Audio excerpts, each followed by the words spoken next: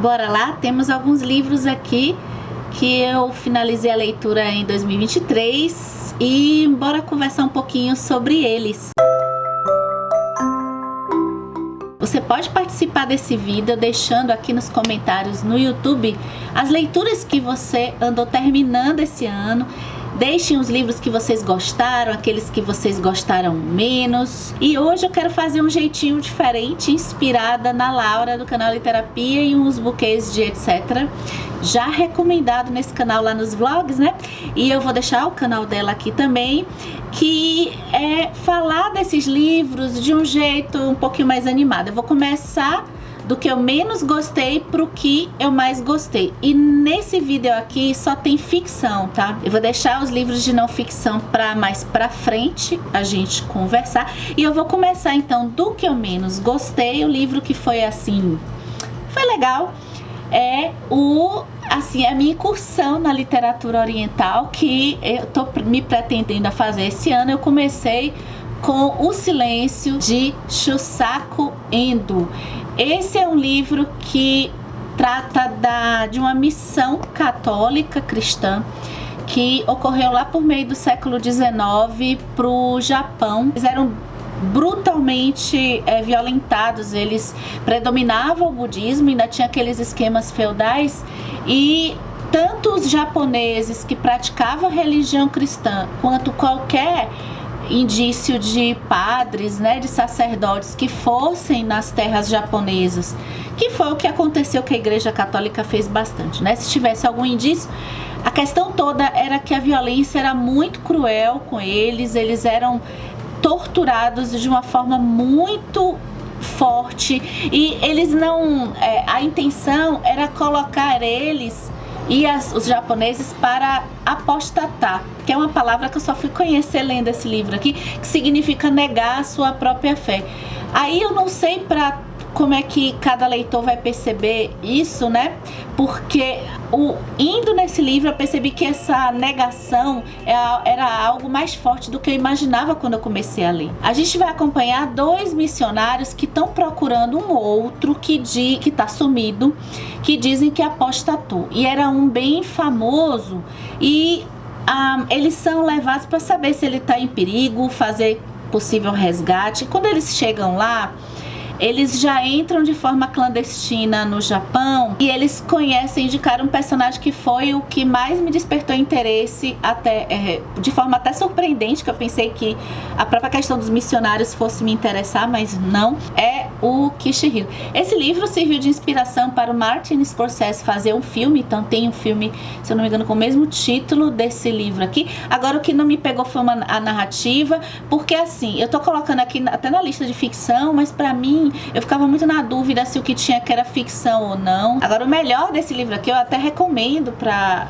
vocês, caso vocês tenham interesse de conhecer esse período histórico, é que eu acho que o que mais ficou foi essa questão da culpa, extremamente sobre o personagem do Kishihiro, né?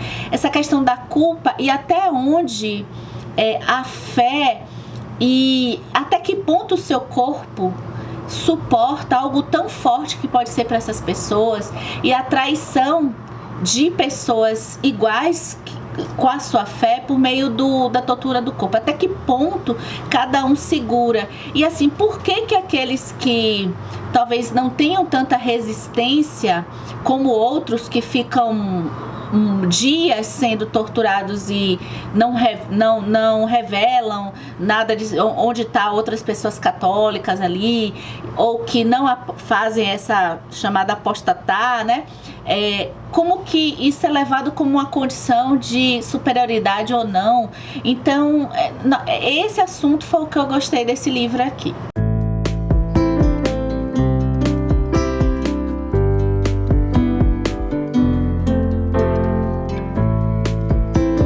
A partir de agora eu já gostei um pouquinho mais das leituras. Então tem aqui O Som do Rugido da Onça, de Micheline Verunsky. Esse aqui é uma escritora nacional. A princípio, quando eu dei de cara com esse livro, eu até pensei que ela não era brasileira pelo nome, mas depois, eu sabendo do que se tratava, eu tive curiosidade, ele estava em alguns grupos de leitura conjunta, e que também vai fazer um relato ficcional de um fato que realmente aconteceu, que foi duas crianças indígenas que foram levadas para a Alemanha, e chegando lá, passou um tempo, elas faleceram. Esse é um livro que eu poderia ter aproveitado mais, porque a narrativa que acabou sendo o melhor dele, mas também um problema para mim, porque ele é uma narrativa muito regionalizada, e regionalizada sob o ponto de vista, assim como o Guimarães Rosa, e o Guimarães Rosa é citado aqui nesse livro, né? Assim como o Guimarães Rosa tem um regionalismo próprio dessa coisa da seca, né? Do interior, aqui é uma narrativa própria da mitologia indígena, das diversas mitologias e culturas indígenas. A história é extremamente triste. Ele é um livro que ele tem diversas partes que vão, acho que ser um estímulo para a gente pensar como que a percepção,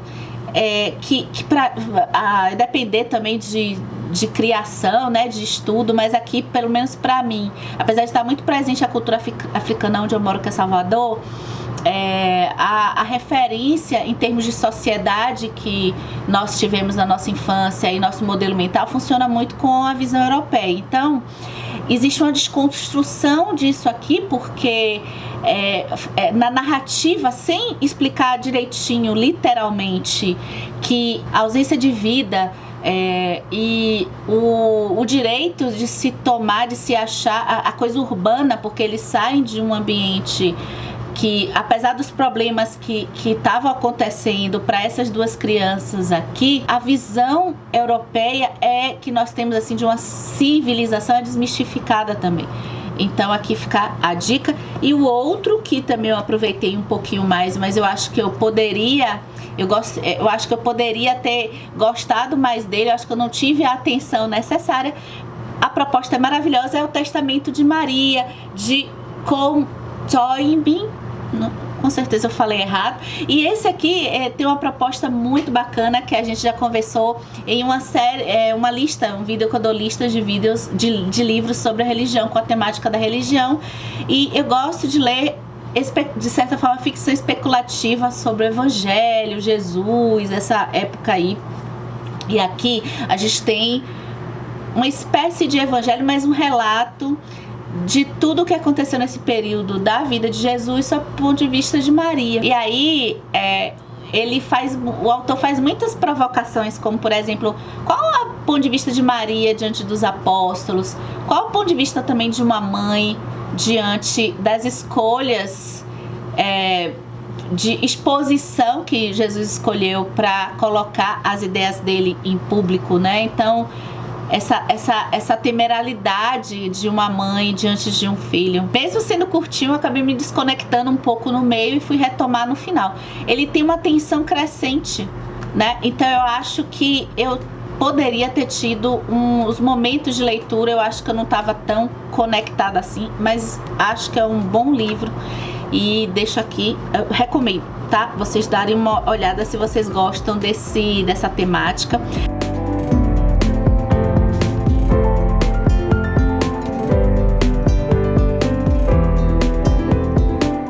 Agora vamos a coisas um pouco mais avassaladoras, e aí eu vou para Tudo é Rio, da Carla Madeira. Esse aqui é um livro que já tem um vlog comentando sobre ele, então já tem alguns assuntos lá para a gente discutir naquele vídeo, e de forma complementar, aquele vídeo eu paro um pouquinho antes de terminar. Eu acho que no final das contas a leitura de Tudo é Rio, da Carla Madeira, me deixou uma impressão de uma história assim muito potente, independente de amar ou odiar. Eu não fiquei nos extremos, mas eu acho que eu fiquei mais no time de quem gostou bastante, até porque também a minha visão de gosto, ela não é necessariamente de livros que eu concorde com o que tá aqui, né? Eu gosto de livros estimulantes. E se tem, acho que o top de todos esses livros aqui, em termos de mexer com emoções fortes de leitor, vai ser Tudo é Rio. A gente vai acompanhar aqui, vamos dizer, vou contar de um jeito diferente que eu contei lá no vlog, né? Uma história de amor muito entre aspas, né? É uma história de amor com vamos botar assim, 3 protagonistas, uma espécie de triângulo amoroso, mas eu já digo, toda vez que eu falo triângulo amoroso, se banalizou tanto, né? Se fez tanta coisa com o triângulo amoroso que a grande maioria dos leitores corre de triângulo amoroso. Mas nesse caso aqui, eu recomendo, assim como no caso de Romeu e Julieta, não vamos cancelar todos os triângulos amorosos, tá, gente? Tudo é Rio vale muito a pena, porque ela é um triângulo que ele não vai, eu acho que vai ser bem difícil não surpreender o leitor nos desdobramentos. O tema aqui, a gente passa por ciúme e a gente passa por escolhas, tá? Eu acho que esse livro, ele tem um tema principal que talvez a autora tentou fazer um ensaio sobre o perdão, eu gostei, mas eu tenho diversas reticências de como ela coloca o perdão e o controle da vida. Ela mexe com o tema de até que ponto atitudes vêm, a gente tem um controle sobre a nossa vida, se são outras coisas ligadas ao nosso passado, de onde nós vimos, que vão determinar necessariamente as nossas atitudes, ou se nós temos também uma parte que nós escolhemos, ainda que seja uma parte menor da nossa vida, mas se sim, a gente tem como escolher, e até que ponto atitudes drásticas podem ser perdoadas. A partir de agora, são leituras excelentes, tá? Então, bora começar com O Impulso. Também continua aqui na linha do que eu menos gostei, dos excelentes, do que eu menos gostei pro que eu mais gostei. Mas aqui, pra mim, já foi uma leitura excelente. É de Ashley Aldrin. Aqui também já teve vida no canal. O Impulso trata do tema da maternidade. E eu gosto muito quando mistura o tema da maternidade e maldade humana. Já teve outros livros que eu li aqui, mas eu fico com medo de relacionar muito ele com outros livros e estragar a experiência de leitura de alguns leitores. O que eu posso falar é que esse livro vai ter uma protagonista que é a Bride. Ela, de certa forma, teve uma criação em que ela não pôde ter o amor materno do jeito que a gente conhece, como amor materno, de cuidado. Ela tem isso muito forte dentro dela. E aí ela vai ser mãe. Então, o ponto de partida dela é, olha, eu quero mudar a referência que eu tive. E aqui esse é um livro que mexe com um estilo um pouco de suspense, o que é gostoso, aí tem que ver se você gosta, mas é um suspense bem levinho, porque a gente nunca sabe o que tá muito acontecendo aí com relação a essa vida depois da Bride ser mãe. E também uma coisa que eu gostei é a narrativa. Aqui a gente também tem uma espécie de carta. Aqui é bem mais interessante o texto da escritora, na minha opinião, porque as cartas, a gente vai perceber para quem é as cartas, acho que ali um pouco depois do começo do livro, logo no começo, mas eu também quero deixar, essa descoberta é gostosa, eu quero deixar você descobrir. E quando a gente descobre, o texto da carta é para essa pessoa, então ela tá falando sempre você, você, você, e a gente lê com esse texto com o você como se fosse com a gente também, como se a carta fosse pra gente. Então mexe com esse jogo aqui, sabe? Eu me surpreendi com essa leitura. Ele vai entrar naquela lista de livros que temos lista aqui no canal também, caso você tenha interesse, que é aquela espécie de suspense dramático, tá?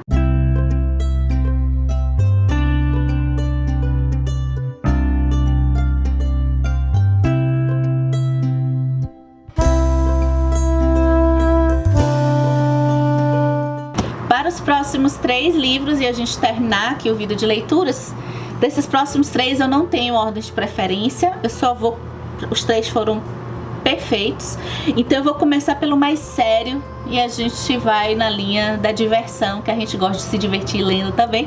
Eu vou começar pelo mais sério então, que é o Ao Farol, da Virginia Woolf. Esse aqui também um livro que eu fui ler imediatamente depois de um comentário que a Laura, mencionada mais uma vez aqui nesse vídeo, né?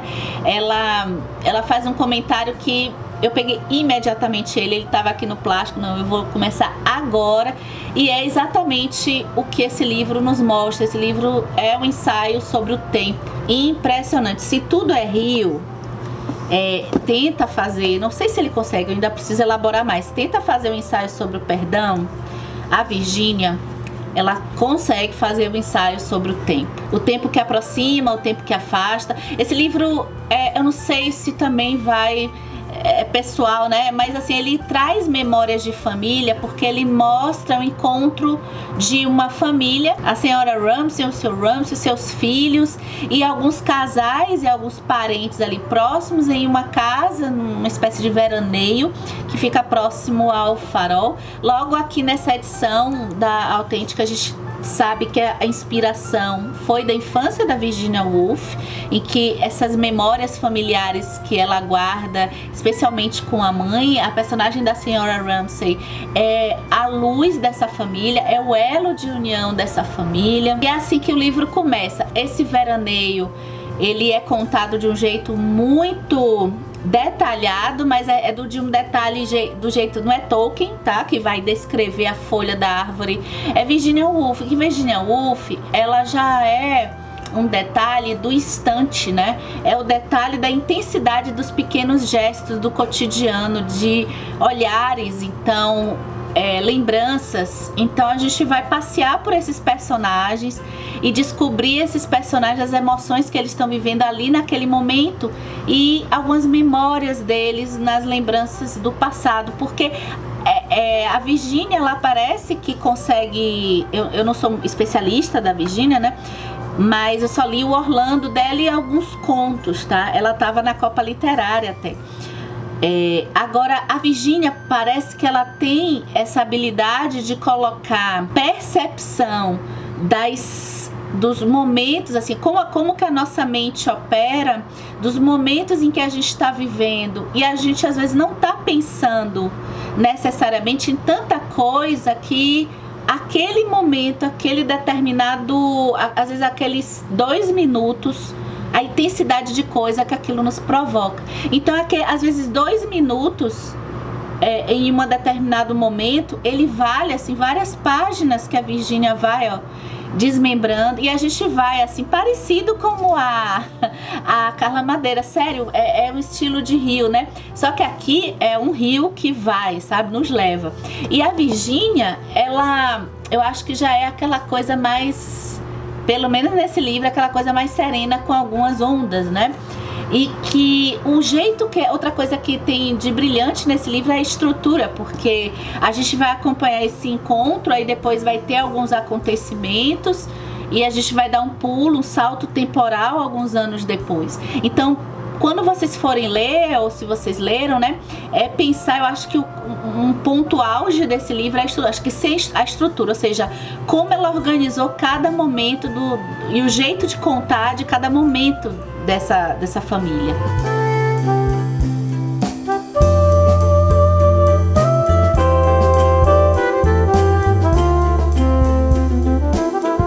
Agora vamos para um estilo totalmente diferente, mas que pode ser incrível, tão incrível quanto ler Virginia Woolf, pode ser ler A Casa do Marcerúlio, né?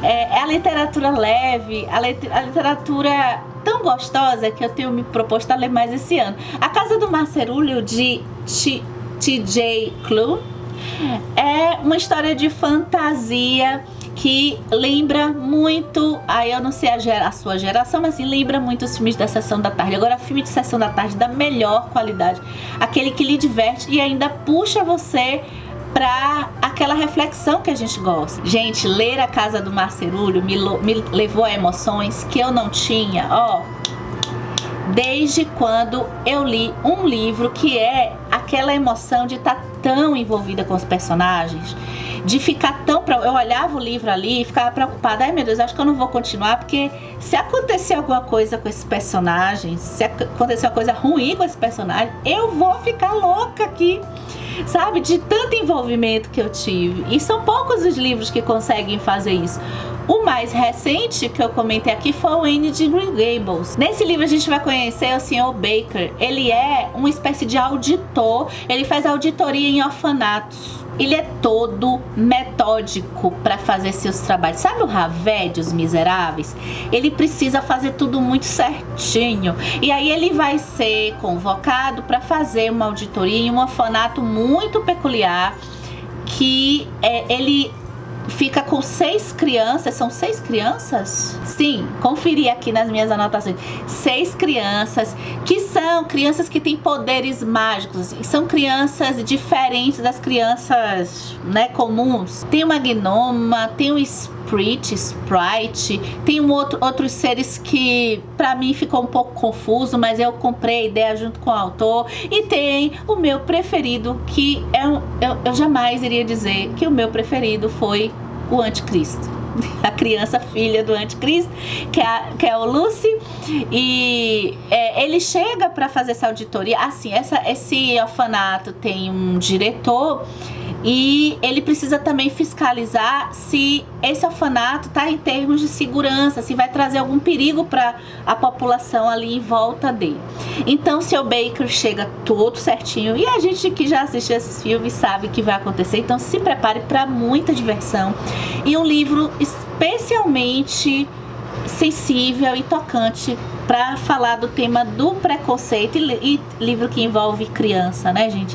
Aí, ó, dá aquele quentinho no coração. E eu vou terminar com esse aqui, que é O Idiota. Eu comecei a ler em outubro do ano passado e eu terminei. É aquele livro que eu jamais iria esperar que o Dostoiévski fizesse com esse livro, assim, um livro ultra divertido. Assim, ele tem temas complexos, aquela filosofia que Dostoiévski coloca pra gente pensar. Aqui a gente vai ter o tema da bondade, o tema da beleza, mas ao mesmo tempo eu acho que foi o livro, em termos de tamanho, mais divertido do Dostoiévski que eu li. O Idiota, ele trata a história do... Assim, tem tanta coisa acontecendo no Idiota, mas eu vou contar assim, a principal. E você que acompanha esse canal já sabe que vai ter vídeo pra gente conversar sobre o Idiota. Dá uma olhada se você tá inscrito. Não tem como não fazer um vídeo pra esse livro, né? O Idiota, ele trata do seu protagonista, que é o Idiota, é o Príncipe Mishkin.